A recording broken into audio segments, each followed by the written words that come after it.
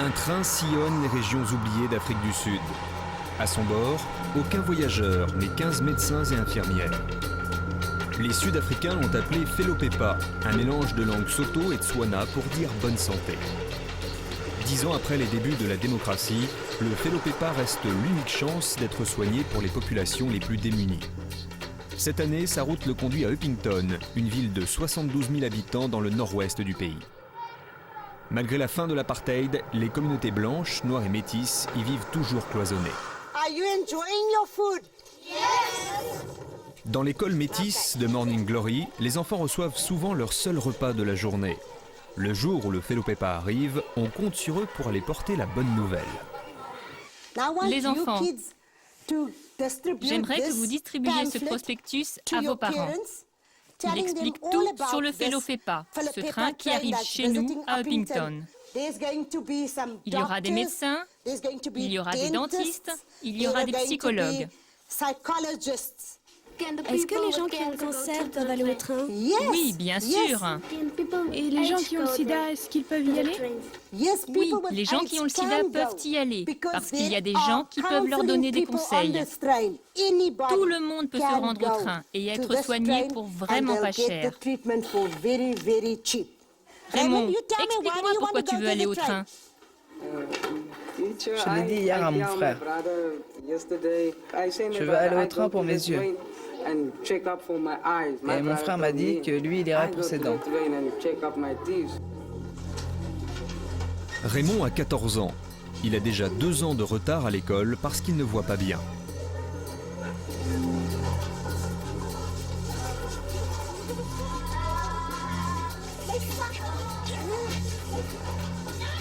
Les 16 wagons du train viennent d'arriver. Du personnel local s'empresse d'installer les salles d'attente.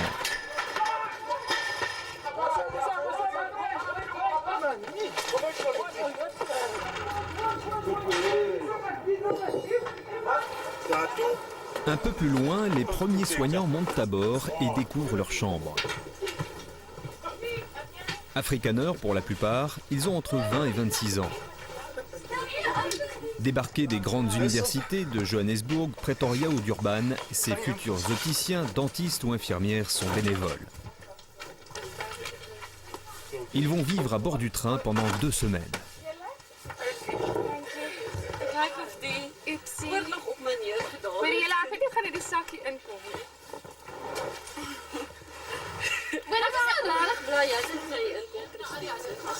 Bonjour, bonjour.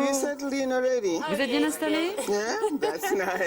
Liliane Singo a fui l'apartheid pour suivre ses études d'infirmière et de psychologie à Londres. À l'heure de la démocratie, elle décide de revenir pour prendre les commandes du Felopepa. Ce train n'est pas là simplement pour guérir des maladies. Ce train est aussi là pour soulager mentalement et psychologiquement ces gens. Et vous savez que ces personnes que vous devez servir ont besoin de ça. Donc, nous vous soutiendrons, mais il faudra vous jeter à l'eau. Et à vous de ne pas couler. 6h30, par un matin d'hiver. Vous gagnez, Felopepa. Debout, debout toute l'équipe du Felopepa. C'est un matin exceptionnel. Et beaucoup de Sud-Africains comptent sur vous pour les aider. Alors, motivez-vous, soyez enthousiastes et réveillez-vous. Debout, debout. Vous gagnez, Felopepa. In French, réveillez-vous, vous gagnez, Felopepa. Vous savez, ce sont des jeunes. Ils ont besoin de se reposer, ce n'est pas facile pour eux de sortir du lit. Alors, il faut que je les encourage, que je les motive et que je leur rappelle leur mission. Ils savent ce qu'ils doivent faire, mais ce n'est pas toujours facile. Plus de 200 patients vont arriver dans la journée. Ils ont souvent marché des kilomètres ou payé un taxi-brousse pour venir. Parmi les premiers, Raymond, qui s'est rasé les cheveux pour l'occasion, et son frère Robert, qui a payé le bus. La gare d'Upington n'a jamais été aussi pleine. À l'accueil, on organise les files d'attente. En gros, les gens arrivent pour voir le monsieur de la sécurité là-bas. C'est à lui qu'ils disent qui ils veulent voir. Il leur donne un ticket, soit pour les dents, les yeux ou pour une consultation générale. Tout le monde passe par ici. Et dès qu'ils ont plus de 14 ans, on prend leur tension et on vérifie leur diabète. Très bien. Lui, il peut aller là-bas. Cette femme aussi. Cette femme-là aussi. Et les deux autres aussi pour les yeux. Liliane Singo se mêle à la foule. Elle oriente les patients, ceux qui sont perdus ou ceux qui n'ont pas réussi à obtenir de ticket.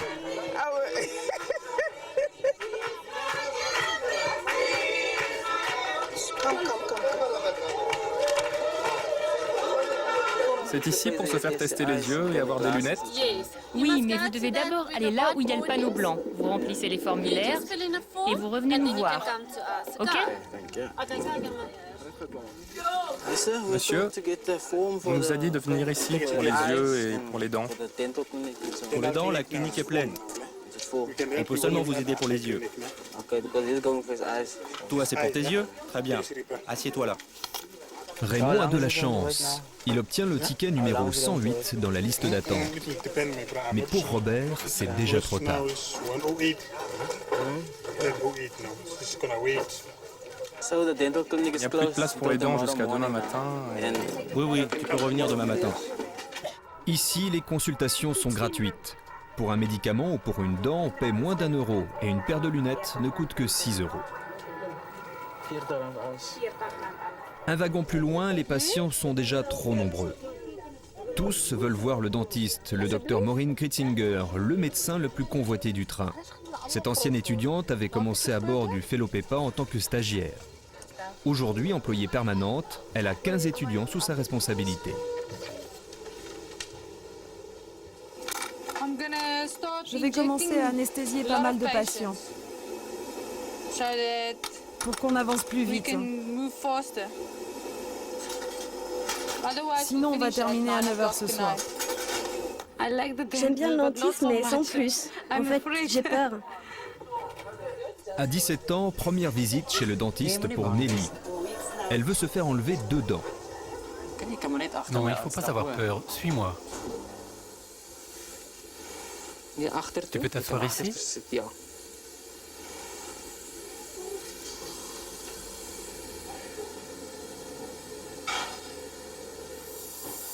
Ok, je vais commencer à tirer sur ta dent. Si ça te fait mal, tu me donnes un coup de pied.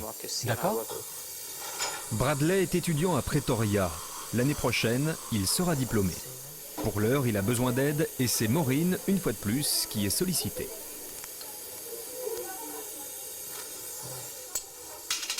Docteur, excusez-moi de vous déranger. J'ai une dent très carriée et je n'arrive pas à l'enlever.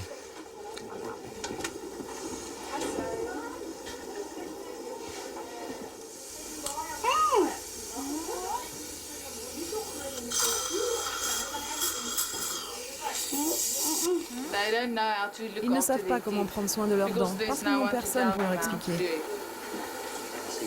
On gagne en expérience en faisant ça. À l'université, on ne voit que 4 patients par semaine pour des extractions de dents. Et aujourd'hui, j'en ai fait 20. Tu es contente? Dans certains cas, Liliane doit intervenir pour trouver une dernière place. It's no full Excel. The doctor Fra. Is Maureen still busy? I haven't seen her. Okay, she's there. Sorry. Excuse-moi. J'ai une grande faveur, une très grande faveur à te demander, Maureen. Et ce n'est pas un patient comme les autres. Cette femme est dans un fauteuil. S'il te plaît, Maureen, est-ce que tu peux encore t'en occuper? Merci. Il faut toujours que je négocie. Liliane sait que beaucoup de ces patients n'ont jamais vu un médecin de leur vie. Pendant plus de 40 ans d'apartheid, on leur a refusé l'accès aux soins. Aujourd'hui, les listes d'attente de l'hôpital public sont trop longues. Le coût d'une consultation est de 100 rands, l'équivalent de 15 euros, trop cher, et les médicaments sont trop rares. J'aimerais qu'il y ait encore plus de monde qui puisse profiter du train. Pour moi, ce n'est jamais assez. Bien sûr, il y a une limite à ce que l'on peut faire. Mais il y a toujours du monde qui attend. Et la vérité, c'est qu'en Afrique du Sud, le train n'arrive même pas à atteindre la pointe de l'iceberg. Raymond a dû patienter la journée entière. Mais peu importe, à Upington, il n'y a pas d'opticien qui puisse l'aider. Il se plaint principalement de maux de tête et il ne voit pas très bien de loin non plus. Donc on va juste regarder s'il a besoin de lunettes et si c'est ça le problème.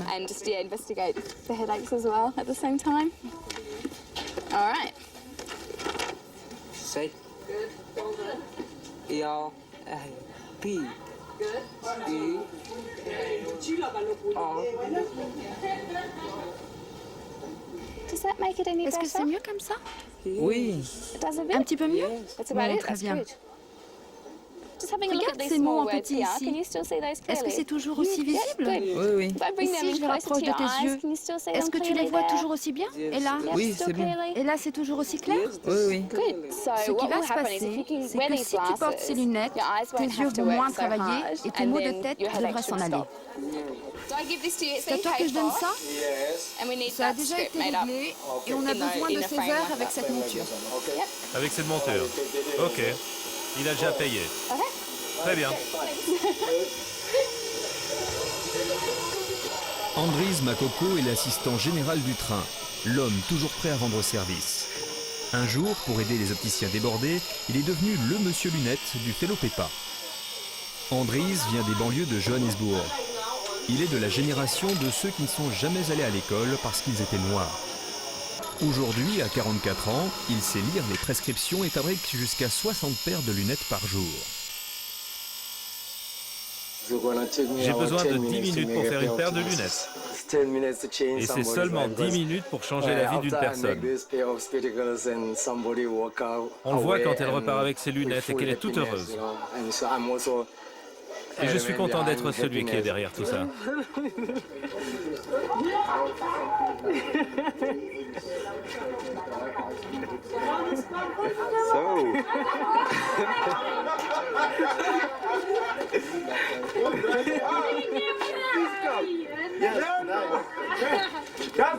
J'ai l'impression d'être un nouveau Raymond, parce que mes yeux voient mieux. Une nouvelle vie commence pour Raymond, dont le rêve secret est de devenir docteur un jour. Félicitations à vous tous, Fellow Pepa. Vous êtes une équipe formidable. Les patients vous sont reconnaissants. Nous avons rencontré aujourd'hui des gens qui étaient tellement heureux que vous soyez là et que vous ayez pensé à eux. Ce qui m'a le plus touché, c'est quand certains m'ont dit qu'ils pensaient qu'ils n'avaient aucune importance. C'est si déprimant et triste, ces personnes qui croient qu'elles ne sont pas grand-chose. Mais la plus belle chose, c'est que c'est vous qui leur avez redonné de l'importance.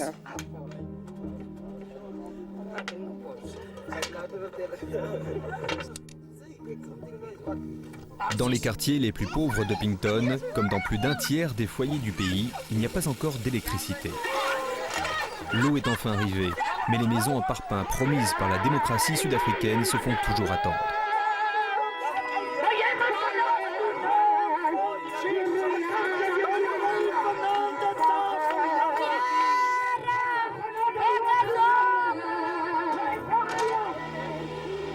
Les consultations sur le train sont terminées. Seule Maureen reste à bord. Comme souvent, elle est la dernière à finir sa journée. J'espère que ça ira. Merci beaucoup. Je crois que je vais pouvoir dormir maintenant. En s'engageant à bord du Fellow Pepa, Maureen a fait un choix de vie parfois difficile. Il faut accepter de travailler et vivre pendant 9 mois dans un seul et même endroit, le train. Si vous êtes claustrophobe, vous ne pourrez jamais vous y faire. Tout est petit ici. Au bout d'un moment, c'est la 4e fois. Au bout d'un moment, on veut juste aller dans sa chambre. Et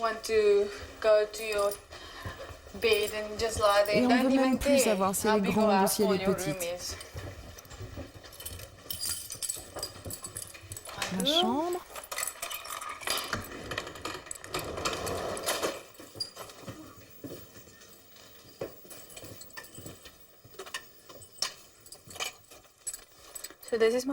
Alors voici ma chambre, petite. Ça c'est la largeur.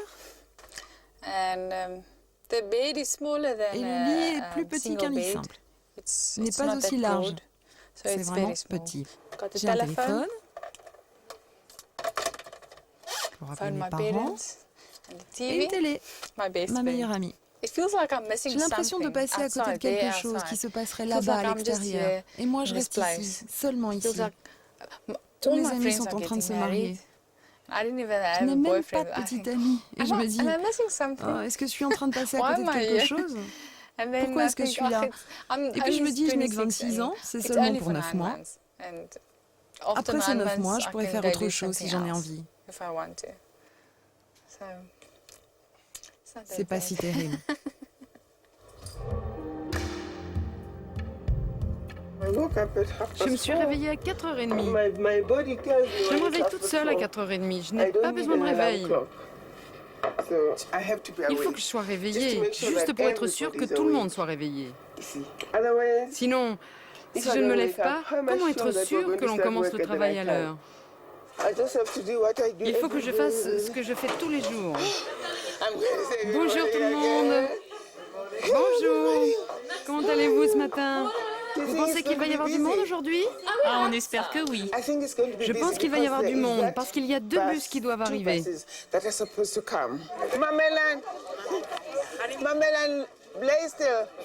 Première arrivée, premier servi. Circulez de cette façon, sinon rien ne va plus. S'il vous plaît, s'il vous plaît.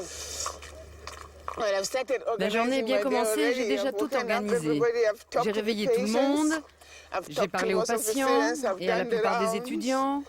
J'ai fait le tour du train, dans ce sens et dans l'autre sens, pour voir si tout allait bien, vérifier que toutes les voitures sont bien là, vérifier qui va visiter les écoles et s'ils ont bien tout le matériel. Ce matin, Maureen part à la rencontre des écoliers. Avec elle, des interprètes, des étudiantes et une infirmière pour prévenir la contagion des maladies les plus fréquentes dans les familles, pour apprendre aux enfants les principes d'hygiène les plus élémentaires.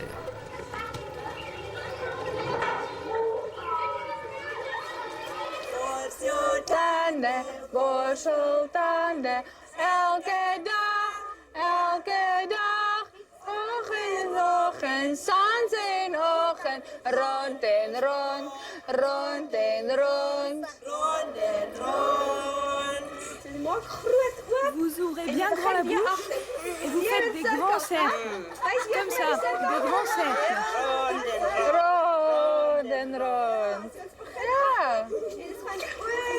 Sur les dents, sur les gencives. Sur les dents et sur les gencives. Hé, écoutez-moi. On va regarder ce qui se passe dans vos dents. Et on va voir si on trouve des petites bestioles ou des petits trous. Ok? Et s'il y a quelque chose, il faudra me rendre visite au train. D'accord? Plus de 460 enfants auront été examinés en une semaine dans les écoles de Picton. Beaucoup d'entre eux recevront une lettre à donner à leurs parents pour qu'ils puissent se faire soigner dans le train.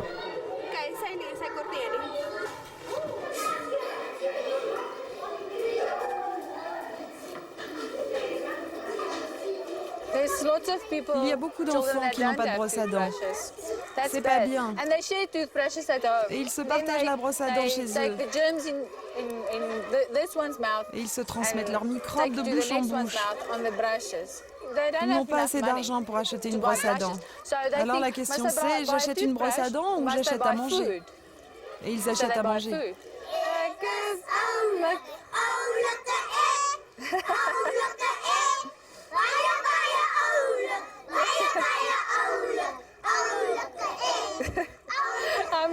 Ils me font rire. Ils chantent. Je suis mignon, je suis mignon, je suis si mignon. Oui, vous êtes vraiment trop mignon.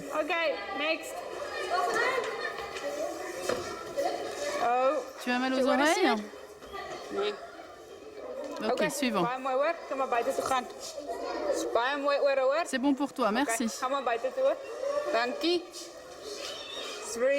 C'est vraiment à la chaîne, mais au moins, on le fait pour une bonne cause. Ok, qui est la suivante? C'est toi?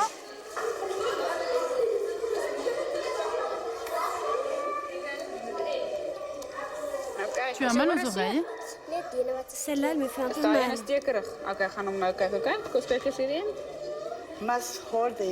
Il faut qu'ils tiennent le coton-tige comme cela.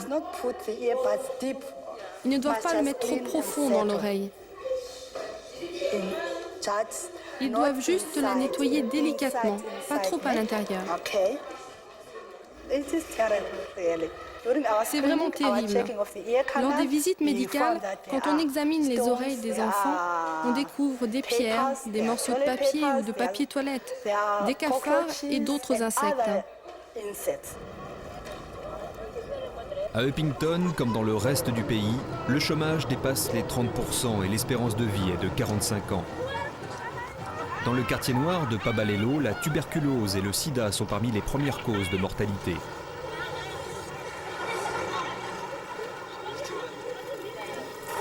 La jeune psychologue du Felopepa, Carrie Lee, rend visite à Kristana, un groupe de parole pour une quarantaine de malades du sida qui se réunit toutes les semaines. Je m'appelle Patricia Paparé, je fais partie du groupe Kristana et voici ma fille Busiswe. Plus de 5 millions de Sud-Africains sont contaminés par le virus. Chaque jour, 1000 personnes en meurent. Carrie est là pour informer et soutenir psychologiquement ces malades, mais elle ne peut les soigner. Les traitements coûtent trop cher et il n'y aurait pas de suivi médical possible une fois le train reparti. J'aimerais savoir pour mon bébé. J'aimerais savoir ce qu'on pourrait lui donner. Est-ce que les médicaments vont pouvoir agir sur la maladie? Est-ce que les enfants, eux, seront guéris quand ils seront grands? Pour ceux qui prendront les antirétroviraux, la progression du virus sera ralentie. Si le virus est déjà là, il y restera. En revanche, il ne se multipliera pas. Ce qui veut dire qu'ils pourront vivre plus longtemps.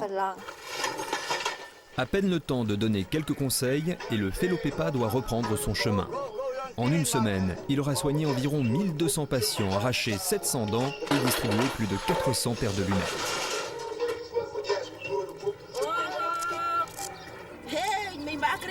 Oh, ma mère avec ses nouvelles lunettes. Elle va pouvoir se trouver un petit copain maintenant. Le train ne reviendra pas à Upington avant 2 ans. Trop nombreuses sont les villes défavorisées qui le réclament.